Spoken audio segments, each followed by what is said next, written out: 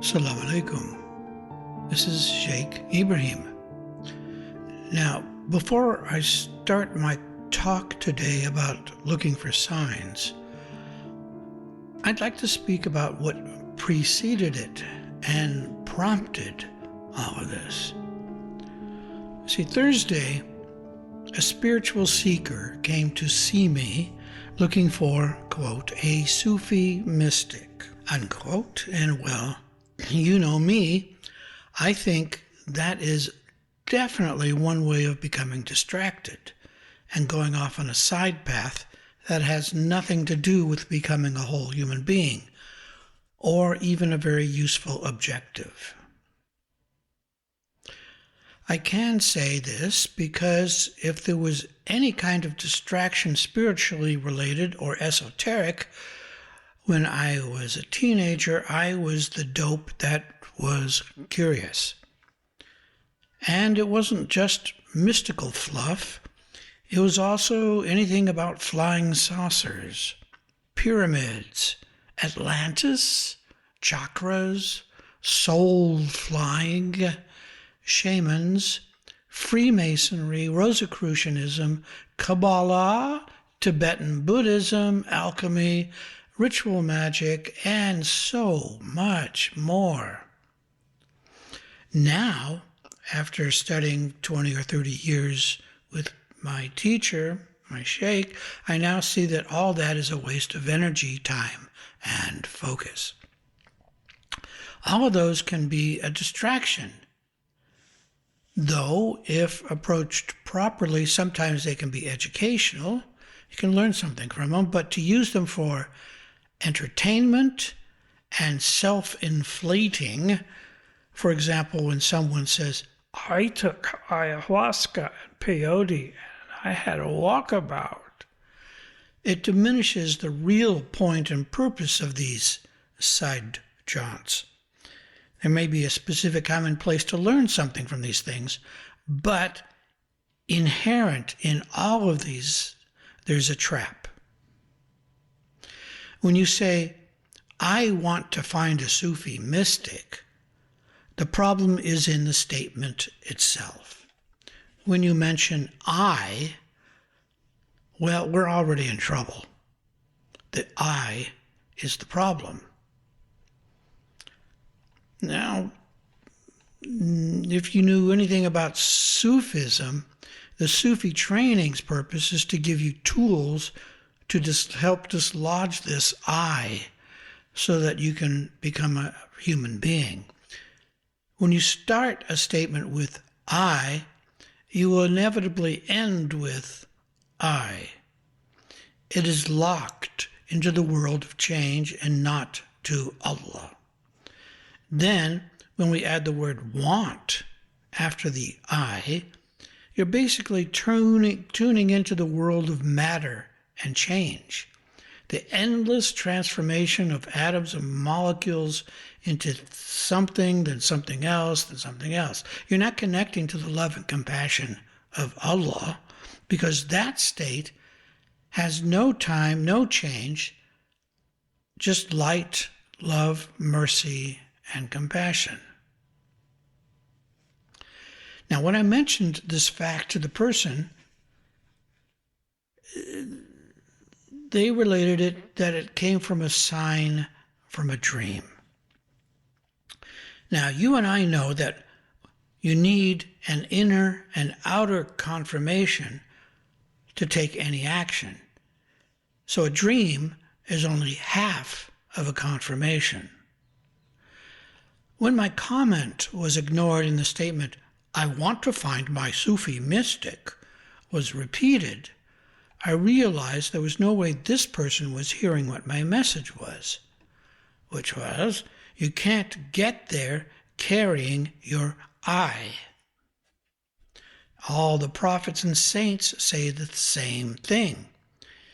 It is what La ilaha illallah is about. There is nothing except Allah. If you imagine you are an independent self, it will interfere with getting anywhere spiritually. And if I say something starting with I want, I have cut myself off from the great ocean of life energy and dropped back into the mud of a cosmic lie.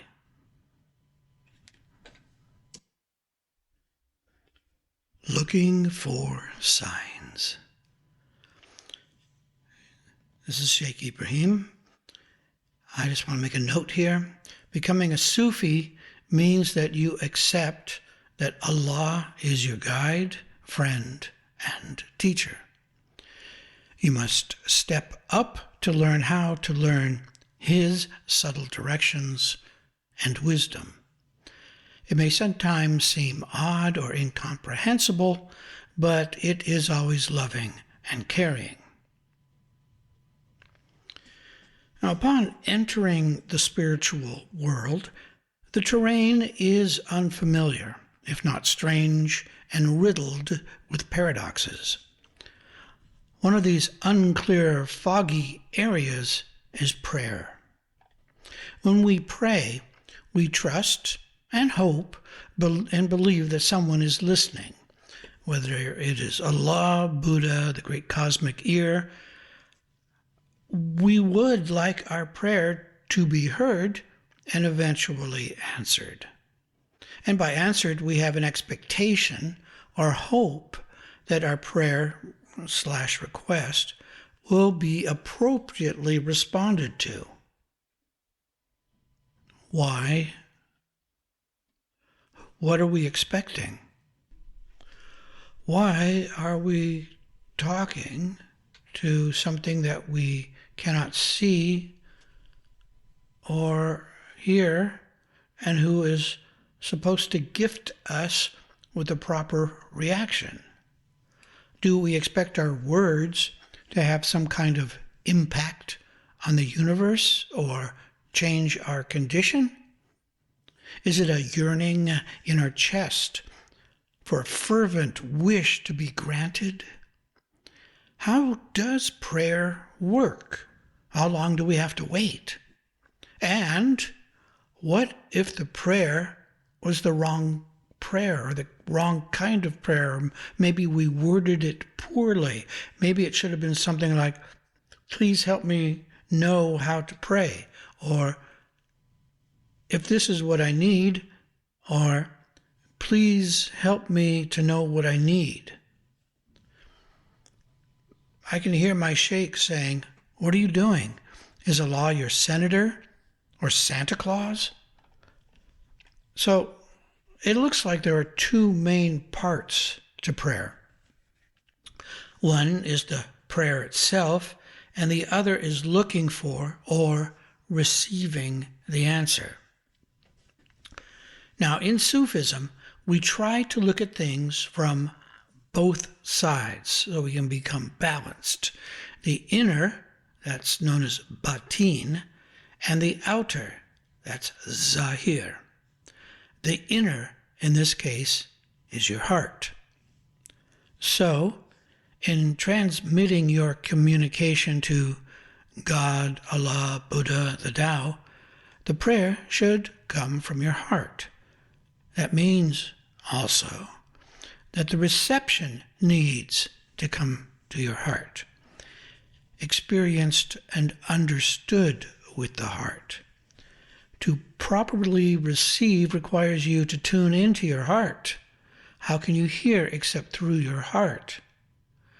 The outer requires the use of your exterior receptors, your eyes, ears, nose, mouth, and skin. How do we know when Allah has answered our prayer, or declined to answer, or maybe it's going to take some time to provide an answer?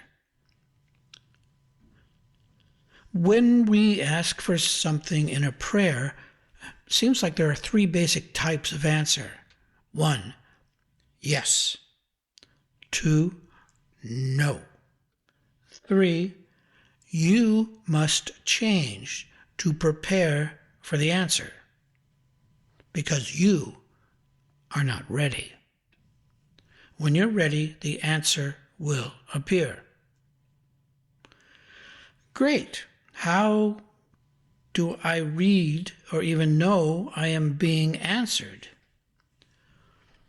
Well, we say you've got to be answered through a confirmation through the inner and the outer. It cannot be just one or the other. For example, let us say you have had a very clear spiritual dream about meeting a certain person. Now that confirms only half the data. Now you have to look around you, observe in your life and world if you receive an exterior confirming message. Once again, as with all of this travel in the spiritual world, you need to put aside your expectations of how the answer will arrive. It can come from anywhere at any time. It can come from a child's game, a passage in a book, a billboard, a phrase that you overhear in a conversation. And if you keep your receptors open, that is, you're seeking the answer to your questions, it can come from anywhere, anytime. And what happens if you do not receive anything? What if there is no confirming spiritual dream? What if there is no answer and you've been looking for months? This is when you have to go into your heart deeply and see if the answer might be no. If you have trouble accepting the no, then that is also part of the training. After all, the purpose of the training is to learn how to surrender to Allah. What if the answer I get is that I'm not ready? When you receive that kind of answer in your heart, you may feel incomplete and or frustrated. But you also might feel motivated with the need to put into practice or research that particular question, prayer, or subject. Often, it may come upon you to seek an answer to a deep, heartful question. At a timely junction of life, you might ask what your next step should be, or about a relationship, or a job. You earnestly wish to get it right. Again, we look for balance in seeking an answer. If the response comes from an outer source like a friend or perhaps a movie, that is not a full confirmation. You will also need to get an answer from within. And this can be in the form of a dream, a clarity from your heart, or perhaps someone who represents the inner, like a sheikh or rabbi. Again, if there is no energy or answer of something you have asked, it may not be the right time or the right question. Now, this is all just data. There is no need to feel negative or depressed or worthless or any of those kind of attitudes that you can choose. You can choose to receive information and see it for what it is, not a debate on your sincerity or worth. In reality, Allah cares about you and wants you to know His love and mercy are always there. Now, because you have asked for guidance, please do be prepared to follow what is given to you. Part of learning the subtle side of things is to put aside how you want your wishes and desires delivered. This is not about you. This is about learning how to gain closeness and companionship with the Creator. There will be signs that you will learn how to read and comprehend. But they will probably not be what you expect.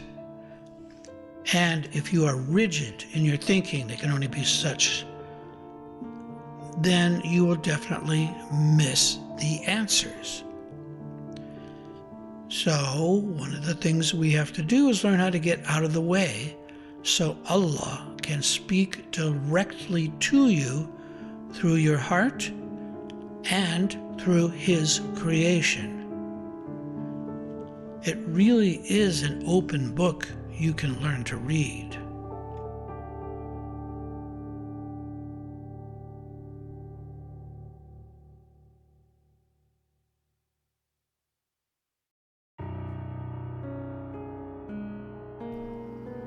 Salaam Alaykum, murids, seekers, curious, and interested listeners. We appreciate you and are happy to share our Sufi message. Your donation will help support our Sufi Center in Sydney, where we do zikr, sohbet, spiritual counseling, and healing services. We believe the message should be free, but it costs equipment, rental, services, software, and hardware to get this to you. So thank you for choosing our podcast among all the millions available. If you go to our website, AnsariSufiOrder.org, you will be able to donate through PayPal whatever you think this information is worth to you. Blessings and love, the Australian Ansari Sufi Order.